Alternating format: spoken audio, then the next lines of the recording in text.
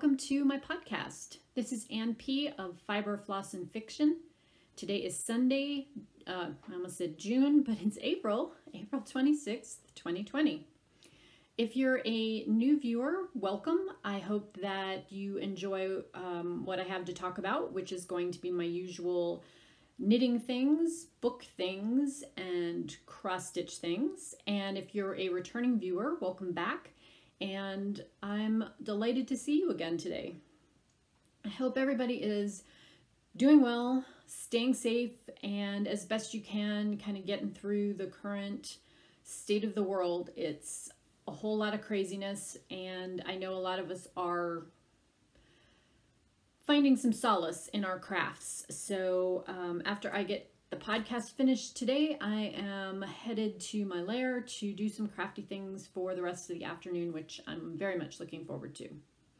So gonna kind of jump right in today. I want to try to keep this fairly short, but I do have a number of things to talk about. So we're gonna go on to our first segment, which is knitting. I can't read my timestamp, hang on. There we go. Knitting.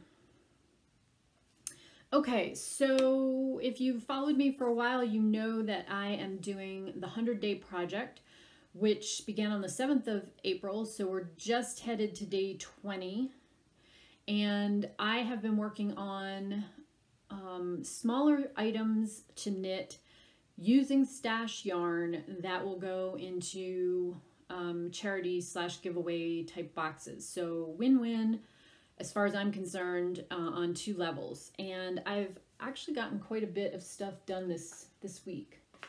Let's kind of go through those in chronological order.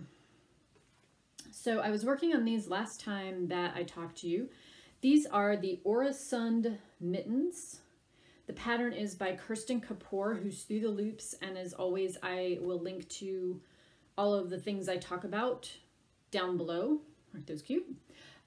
These are knit using a yarn from the Sincere Sheep. It's her Favor, I think that's how she says it, Favor Aran, which is a blend of wool and alpaca, so they're super, super soft and squishy. This is the Bare, B-A-R-E colorway, meaning it's undyed. So that's just the natural color. You can see it's slightly tweedy looking.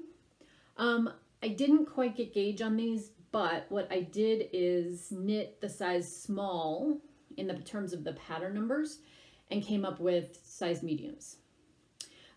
These have a twisted rib down here at the cuffs, and then they have this big chunky cable that is named after the Oresund Bridge between, I believe it's Denmark and Sweden, which is a cable suspension bridge. And you might notice that the cables actually, they twist in opposite directions, which is kind of fun. These are crazy warm, just plain stockinette on the palms, and then they have a gusseted thumb. So the thumb kind of comes out from the pattern, from the hand of the mitten. So these were just about perfect in terms of, they left me with about 25 yards of the 200-yard skeins, and they came so warm and dense and lovely. Great pattern. I love Kirsten's patterns. You're going to see another one of hers coming up. But yeah, these are going to make somebody very happy this winter. The next pattern that I knit is called Pasture and Woods. It is a hat pattern by Alicia Plummer, who, I can't remember her other designer name, All the Little Plums, something like that. So this is a color work hat. And what I did for this one is I used the other skein of the Favor Aran from Sincere Sheep, which is this background color. The color is called Golden Gate, and it's a natural dye because Brooke dyes natural dyed yarns. And then I had enough of the Bare left to use as one of the contrast colors. And then I used a skein of, don't know if I have the colorway name with me, but the yarn is from Harrisville. It's their worsted weight Watershed, and I'm sorry, DK weight watershed, but it's pretty lofty, so I made it work. So 3 colors in this. It's got color work all the way up onto the crown. This has not been blocked yet. It's just off the needles. So the crown decreases are there. It's just a nice basic super warm hat because it's, you know, when you do this stranded knitting and you carry the strands inside, it becomes a 2-layer garment or hat in this case. And I really like this pattern. I'm not a huge fan of how she did the decreases because I think if you're working the crown of a hat, you could do the decreases concentrically, meaning you have rounds that don't have decreases on them and make it fit a little more organically into the pattern. But that's kind of a, I don't know, OCD quibble, I guess. So anyway, this one is completely finished and also ready. And you know, I mean, I'm putting these together to donate, but I kind of almost feel like I should batch these together because wouldn't those make a really nice set for somebody? They're guy size. I have very large hands for me, for my size. So these would fit like medium guy size hands. And the hat is just a one size fits all. So, I mean, it could go on a guy's head. My husband tried it on, and as long as he didn't have a ton of hair, which my husband does not, the hat would fit perfectly. So, I know, you know, you kind of can't dictate when you're donating something, but I do think that would be a really great gift together. Next up, I have one more finished piece. This is the Nefertem shawl, and by Kirsten, again, by Kirsten Kapoor. You can get this as part of a collection of shawls. I will link to that below. This is a single skein shawl, knit for fingering weight. So I pulled out, this is a skein I got as a gift, and this is what the tag that was attached. So it says Bella to Bohème. And then it says amethyst, 100% wool and 100 grams. There is no yardage on this, which was a little uncharted and unknown. I went looking on Ravelry, who have like every yarn known to man, and I couldn't find this yarn. It's obviously commercial spun, but I couldn't find a commercially named brand of that, so I didn't really have anything to go on, but I knew it was fingering, and fingering weight usually runs between 395 yards and 465 yards in a 100 gram put up. The pattern called for 400. I thought I would be okay, but it was a little yarn chickeny at the end. So this is a single skein shawl. It's done as like a pie. You can kind of see it's got the spokes that shape the increases there, and then this super pretty lotus type border. It's big enough that it will go around the shoulders of a fairly tiny lady person with a pin, like around the back like a normal shawl would, but I think I would probably wear it more like a cowl or a scarf and do it like that way to show off all the pretty lace in the front. It's not gonna be big enough to, with one skein, to sit comfortably like around your shoulders and stay. You would have to pin this if you wanted to wear it like that and have it stay on. But I knew that when I started because these single skein shawls are pretty scarf-like. Let's see, the body is super easy because it's stockinette and make one increases. The lace chart does take a little bit more concentration. There's several sections where you're like making 9 out of 3 stitches and increasing and decreasing. It is charted and written, however, so if you don't love charts, you can do the step-by-step instructions. And when you get, so it's knit from this end down, So when you get to this row, to start the setup for that lace motif, Kirsten has you put markers in for each of the 11 repeats. So as long as your stitch count is matching the chart in each of those sections, you're good. You can see also here that she has you increase. Maybe you can. So you increase from here down to here. The border or edging is just done as part of the bind off, and it's a crochet loop bind off. So nothing crazy to do it. It's just, you know, got to do each step in turn. And it took me a little while to do the border because I could not find my crochet hooks. The only thing I had was one that was super tiny that I used for beading, and I needed like a real size crochet hook. So anyway, this one is done. It's super soft. I love the color. I hope that it will make someone happy and keep their neck warm when that goes in the box as well. All right, so I finished that and blocked that yesterday, and then I decided I wanted to cast on another iteration of the Pasture and Woods hat. Here is the pattern and the lovely Alicia Plummer on it. Also available on Ravelry. So for this, I'm using kind of all the leftovers of stuff, worsted-ish weight. So I'm using this color palette. I've already knit a hat out of half of this. So I know I have enough, I'm pretty sure I have enough to use this as the main color. This is the Favor Erin in Golden Gate that I used as the main color in the other hat. And then this is the Watershed from Harrisville, which I'm using as one of the contrast colors in this one as well. And just a side note, if you are a fan of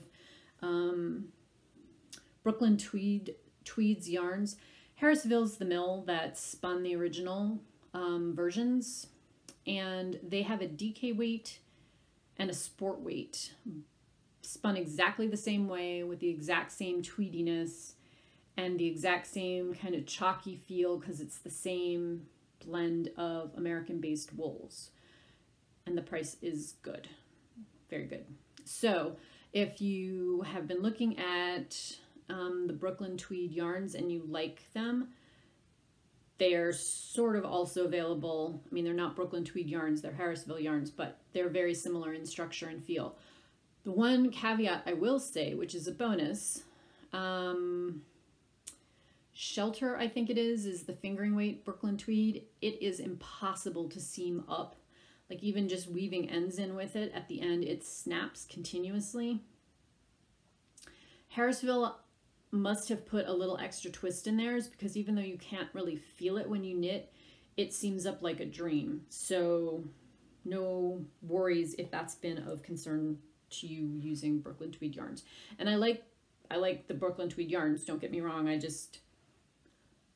there's a balance there.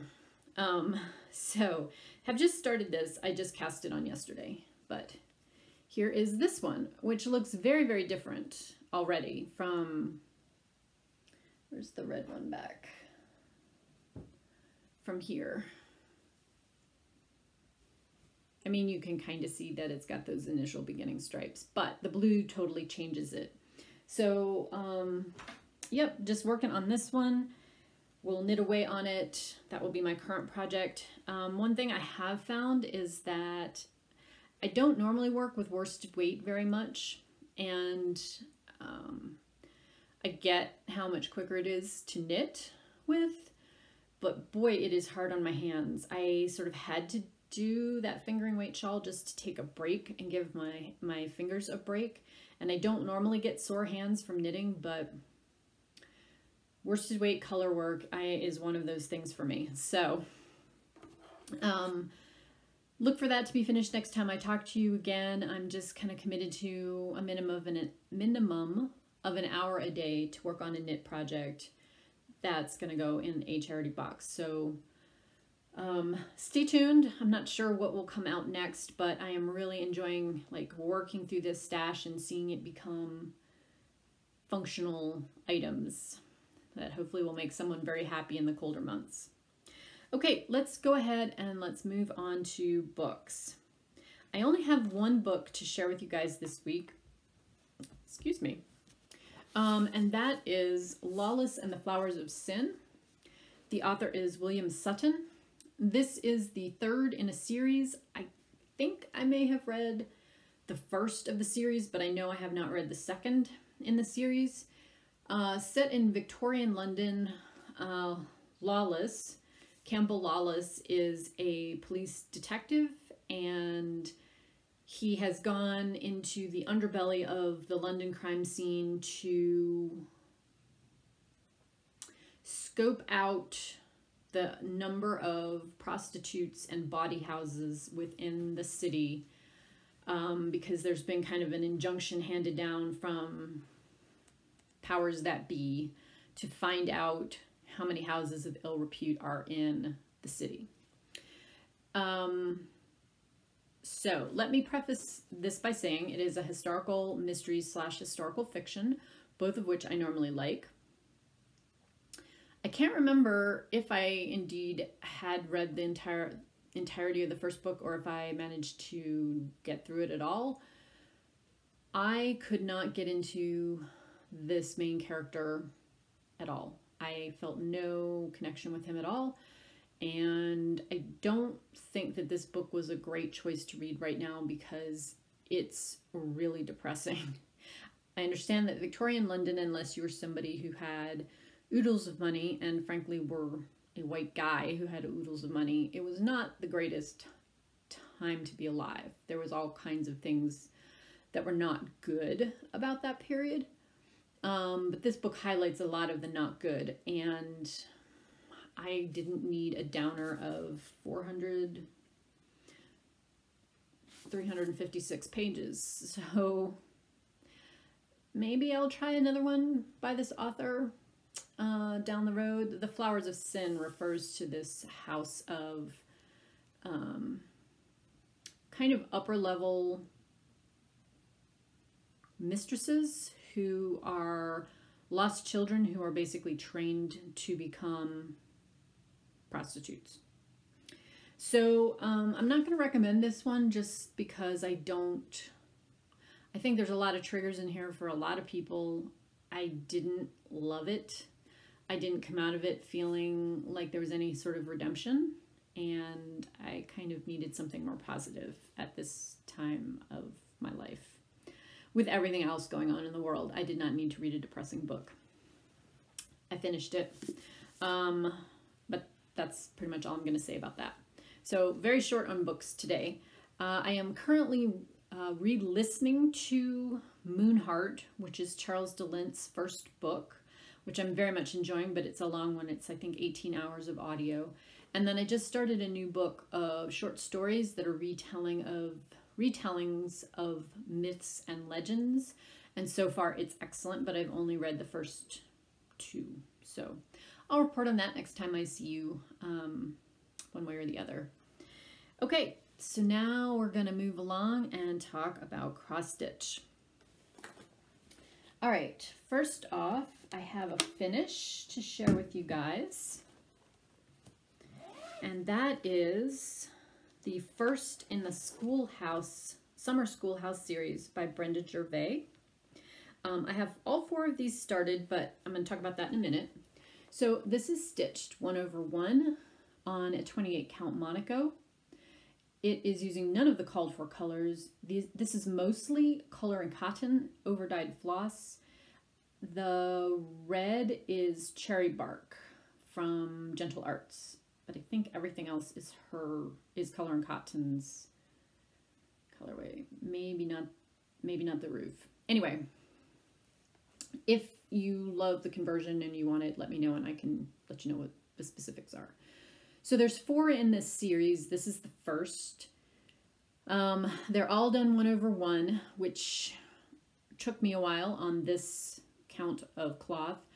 When I started these, I started them kind of in all 4 corners Okay, so I'm just going to make little cushions out of them, right? There's the next one, and there's the next ones. I think because I have so little done, right? I think what I'm going to do is restart the other ones a little closer to the middle so I can put this onto a Q-snap, because I did not like stitching this in hand. I think the Monaco, the holes are tight enough that I would like to have it on a Q-snap and have a little bit of tension to kind of open it up a bit. But that said, I'm not mad at this. I think it came out beautifully. I love it. This was one, to finish this one was my goal for the year. I don't have the other 3 in my goal list, so I may or may not get to them, but next year perhaps. So that was project number 9 of 20 for my Stitch 20 in 20 self-proclaimed challenge. So that one is done. I also got a page finish and a row finish on Which Way. Here she is, artwork by Molly Harrison and charted by Heaven and Earth Designs.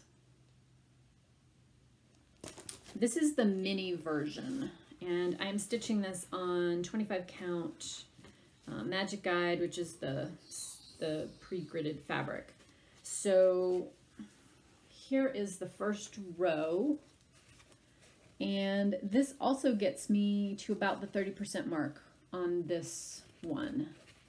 So I did basically from there over, which was a whole lot of easy stitching because it's basically like clouds and the moon. There's not a lot going, there's not a whole lot of detail in there. But you know, I really, for a mini, I think she looks pretty good. I think part of it's the type of artwork. Some of the Amy Stewart ones don't read as well because they're so crazy detailed. This one seems to do okay. And I'm not arguing with how fast I'm moving along on it. So I'm happy, super happy. So I think next time this comes out, and I'm going to talk about that in plans a little bit later, I'm going to drop down and go back this way. I left a couple of actual hanging threads to get started, so I think I may tackle this next page, which is kind of more moon, but the cat does appear over here, so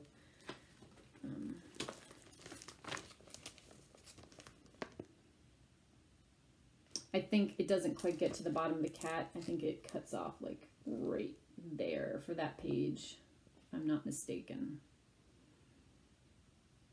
So that will be coming out again shortly for a little bit more time on it, but having, and I guess I should say, this was page 3 and there was like that much of a page 4. It was like a column and a 10 stitch column plus 1. So it was a little bit bigger than a normal page finish would be. Yes, very pleased with that and happy to be making progress on her. All right, let me tuck this away real quick. And what else do I need to talk to you guys about? Oh, so I am currently working on, and I did not bring it up, a stitching shelf. I'm working on the next page of that. I stitched that for Jessie Marie's birthday sal, which was time themed. And I didn't want to take it off my frame because it only had 1 day of work on it, and I'm planning on working on it this afternoon, so I will show it to you next time. What I have been working on, however, is the June wordplay. The pattern is by Brenda Gervais. I am stitching this on a 28 count Brittany called Winter Frost from Jodrey Designs. It was a gift to me, but it was her Year of Fabric Club from March 2017.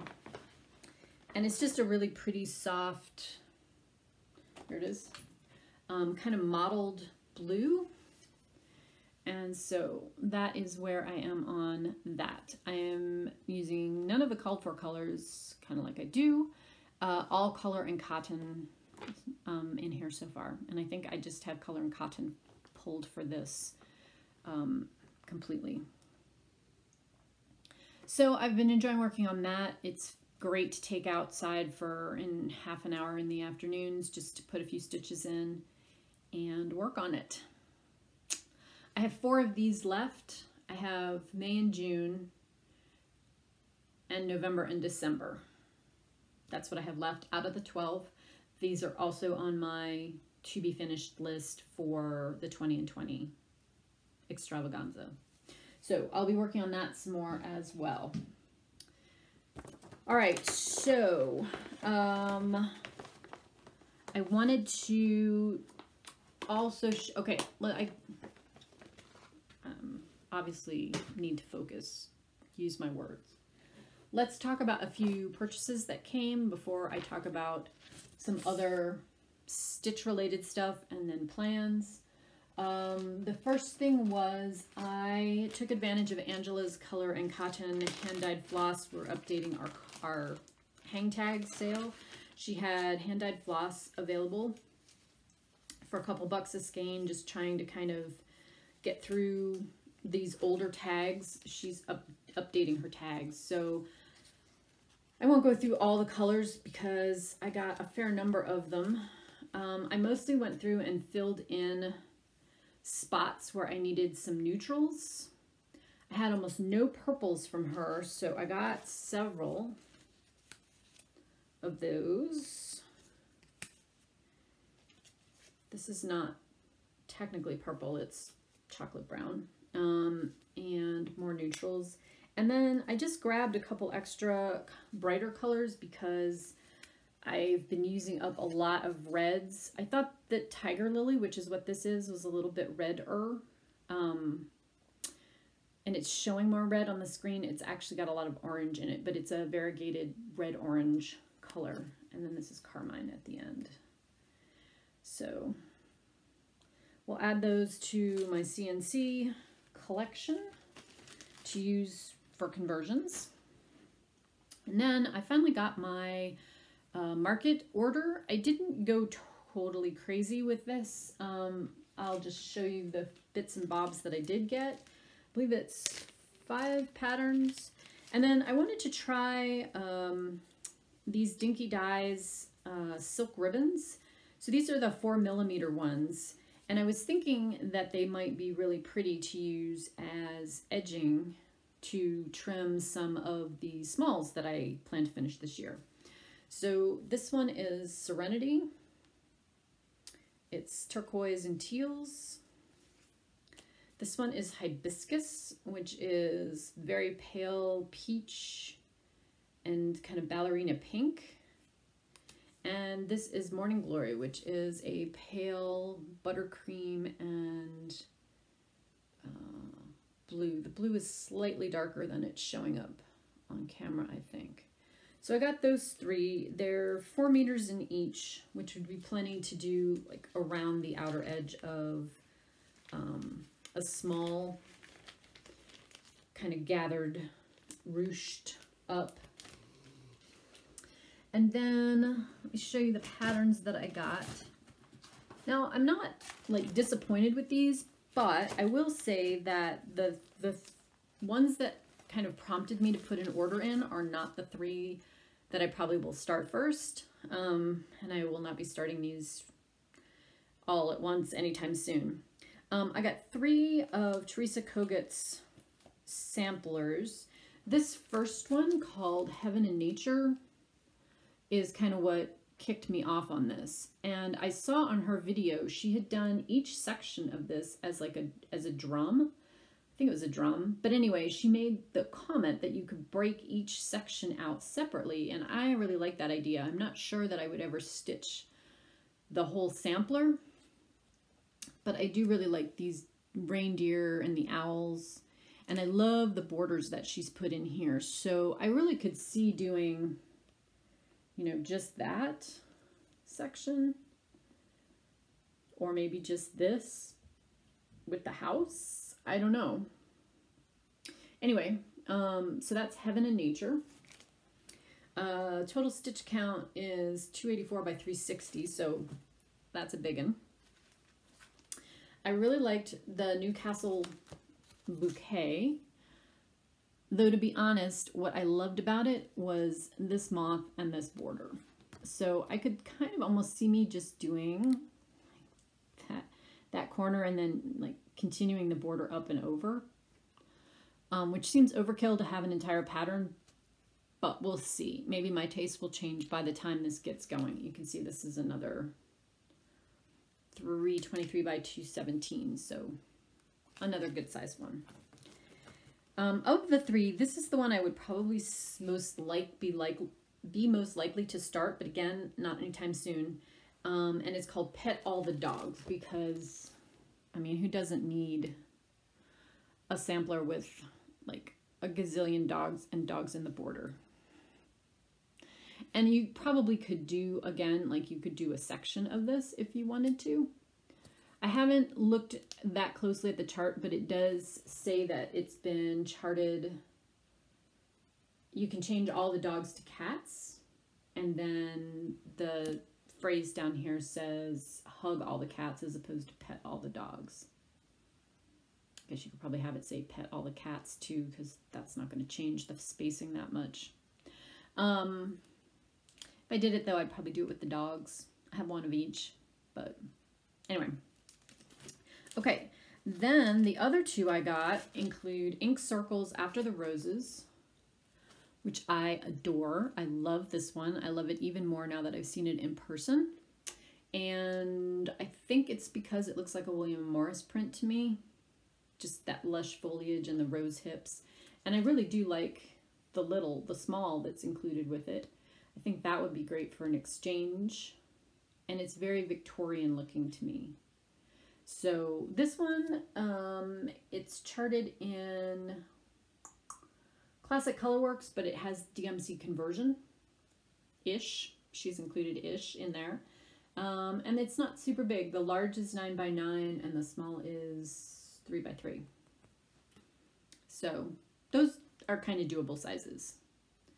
I could see starting this sometime sooner rather than later. And then the last thing I got, which I'm going to be honest is my favorite and might even get started here in the short term, even though it's another huge one at 252 by 229, is the Blue Flowers Huckleberry Farm.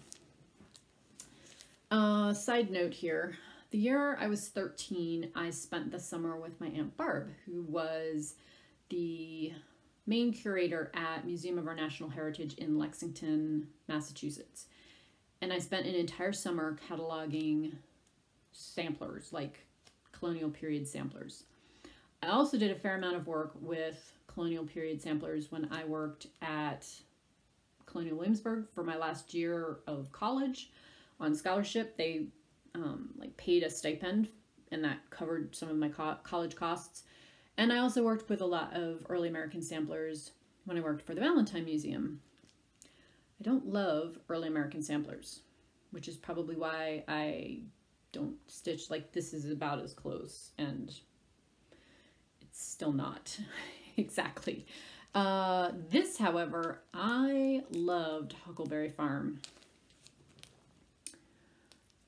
I love the bird riding the bear. I love the fact that this woman is like got a little food offering for the bear. I love this sleeping raccoon. I love the butterfly. This little lyrical border that has the flowers and the berries and the birds in it. And it's set in the mountains. I love this.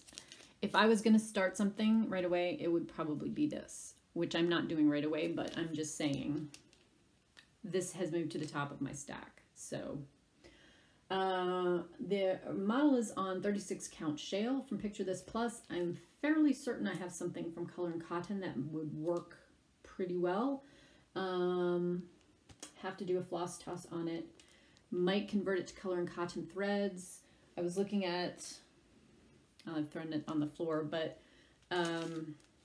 the berries here, I could see maybe being done in something like that, or one of these purples. So I'd have to go through and match things up, but I might be able to get by with a mix of color and cotton. I know I don't have the weeks. I don't even think I have the 2 gentle arts that it calls for, but I'm pretty sure I could make this happen in color and cotton, and I think it would be stunning, like fabric and floss. So love it. So hold this in your head for a moment, because now I'm going to talk about a couple other finished things, and then we're going to go talk about plans. So I have finished this adorable little mug rug. Yes, it has smooge on it. Black wool likes to pull everything. So here is that done. Show you that little bee, and you can look at all the fuzz close up. I need to hit it with a lint brush. And I've done the blanket stitch around the edge, so I have finished the back in it's just plain black, but the 2 pieces are sewn together. And then if you follow me on Instagram, I posted a picture. It's designed to sit on the table, and then a coffee mug would sit here, so like there on it. This is a kit from Shabby Fabrics. It's a wool applique, so pretty straightforward. You don't have to turn the edges under, you just whip stitch everything in place. And then the little bit of embroidery there is with a variegated, 2 colors of variegated rayon thread, and the French knots are as well. So love this, super cute, gotten addicted to working on these. They have a bunch of different sized kits. They have the mug rugs that are like this big, they have that size, and then they have bigger ones that are like for candles, where you can put a candle on the center of it. I have one of those, and I'll show you that next time, because I think that's going to be my next project of that ilk. Okay, and then the other thing that I wanted to show you guys, how am I doing on time? Okay. It's going to be a little longer than I wanted it to be. I pulled out the second block of Bertie's Year. This is the February block, and this is not wool applique. It's actually cotton flannel, and it's lovely and soft to work with. The only thing I had left to do on this was this border, which is kind of like a crazy quilt embroidery over stitch. The original part of the pattern called for lazy daisies. I'm hoping the dog won't bark. Lizzie, just, I think someone's on the porch. Might be my husband. Anyway, lazy daisies. I did not love trying to do lazy daisies of this many. I don't mind doing them when they're like 1 or 2 or 15, but not 8 gazillion, because this goes the whole way around. So I'm using the fly stitch, which I like, and I actually think it looks like little bird footprints, so I thought that was kind of a nice addition. Dog yawns. I'm not 100% happy with some of the applique placement on this, but I think it looks fine from a distance, and I've refined some of my technique on this, so I think when I tackle the March one, I will be more happy with it. The smaller parts didn't quite get centered into the bleeding hearts perfectly, but super cute set of patterns. Again, there's 12 of them, 1 for each month, and it features these little birds, and each of them reminds me kind of something my gram would love. So I'm using number 8 pearl cotton in like an ecru. I don't think I have it up here with me. To work that embroidery stitch. So I'm going to try to get this done by the next time I see you, and at least finish this block, because it's been pieced. This is the only part that it's been waiting on. So yeah. All right. Now let's go on and talk about some mania plans.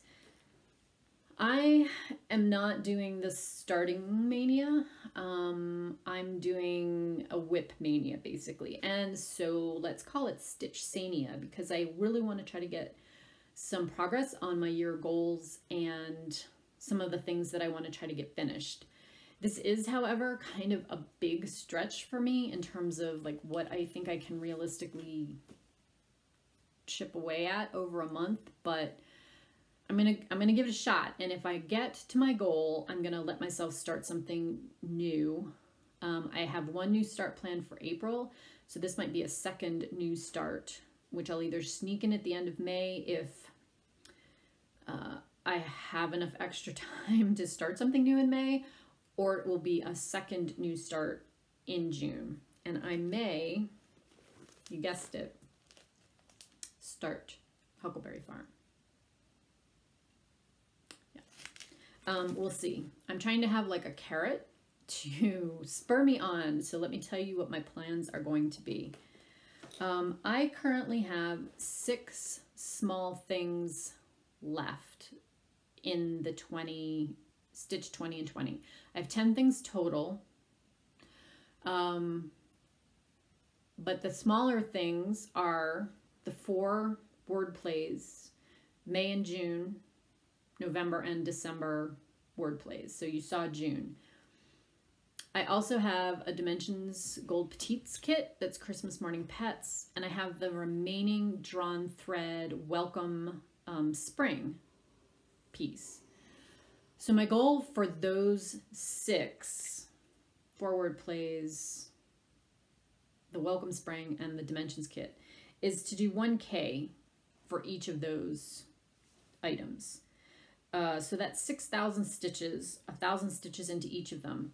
I don't think any of them are far enough along, with the exception possibly of the November wordplay, to actually finish them. I may get this one pretty close to just having 1,000 left over the next 3 days, but I think I still will have a little bit left to do on that.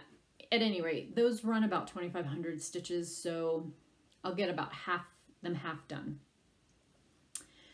And then for the things that I have left to do, I have Celtic Wheel, almost forgot what I was doing there, Celtic Wheel, and I have Desert Mandala. Now, both of those were things that I wasn't finishing them. I was gonna get a page finish on the Celtic Wheel, and I was gonna get the top 25% done on Desert Mandala. Those are both up for slotted in spots for the Semi-Sane Stitchers Around the World Challenge in May. So I'm going to put 1,000 stitches into each of those projects. The Celtic Wheel, which is a Joan Elliott design, and then Desert Mandala, which is my chatteling. So that's another 2,000 stitches. So that puts us at 8,000 stitches. I then have my Hades / full coverage pieces, right? So I have a stitching shelf. I have Which Way, which you saw this time. I have a long winter's nap, which has not been out yet this year. It's Christmas themed. I have Fairy Tale, and I have Winter's Encounter. So that gets me 5 full coverage pieces, and I'm going to try to put 1,000 stitches into each of those. So for those of you playing along at home and doing the math, that takes me to 13,000 stitches to get done in the month of May. Now, if I get all that done, that's going to be a ton of great progress. I may get fairly close to a page finish with another 1,000 stitches on a long winter's nap, but I haven't looked at it in a while. I'm pretty sure it is more than that. A stitching shelf, Winter's Encounter, Which Way, and Fairy Tales all have, I've reached my page finish goal for the stitch 20 and 20. So those all have had a page finish this year. So I'll just be adding 1,000 stitches to them just as part of this insanity. So that's 13,000 stitches to stitch in the month of May. Now, not in April, but in March, I actually did over 14,000 stitches. I had a lot of discretionary time, I guess. I don't know. At any rate, I was very motivated and chugged along on all that stuff. And so yeah, I made really good progress on things. I don't know. May is a much busier month for me here. It's much nicer out. We're trying to do some stuff outside in the garden, do some landscaping type things. So it seems kind of like a lot, but I'm going to give it a shot. I'm going to use Huckleberry Farm as my carrot to hopefully spur me onward to think about starting if I can get everything else done. I haven't decided yet if I'm going to maybe just do like a weekly vlog. I'm thinking that may be the easiest way to keep up with what I'm doing and just say, here's what I did for, you know, May 1, 2, 3, 4, 5, and do an upload of those short chunks together as part of a regular podcast. I think that's probably going to be easiest, but I haven't 100% decided. If you have an opinion, please let me know. Yeah, it'll be exciting and a little crazy, which is the whole point of Mania, right? So I'm going to give it a shot. We'll see how far I get. I would love to be able to say, yes, that's for sure going to happen. I haven't really decided how I want to tackle stuff. There's some things like I know Fairy Tale, Once Upon a Fairy Tale, I can't work on that as a portable project at all. It's just too massive. So that's going to have to be some dedicated, like I'm going to sit and work on this and try to get it, you know, get my stitches in pretty smoothly, promptly, all at once. Maybe not all 1,000 in one day, but in a big chunk. For the smaller projects, the ones that I can actually like put on a Q-snap and sit outside and stitch, might be easier to get that 1,000 stitches. I'm not sure. But either way, gonna give it a try. So that's where I am on things. I've been really enjoying watching everybody's Mania videos, and some folks have done whip parades along with that. I'll probably, I normally do like a whip parade in July, but we'll see. See how far I get along on things. And I mean, you guys are going to see a lot of projects out in May for me to work on those. So it'd be kind of like a half whip parade. Maybe you don't want to all see them all again, but maybe you do. If you have an opinion, again, let me know. I'm always happy to hear from you. So I think that's it for today. At least we kept it under an hour. It's still not super short. But I hope that until the next time I talk to you guys, you will be staying well. I will try to check in probably sometime the first full week of May. Try not to let this go too long, because at 47 minutes, it's already plenty long. Not trying to add 2 full weeks into it, especially with the Mania projects. But I'm looking forward to talking to you guys then.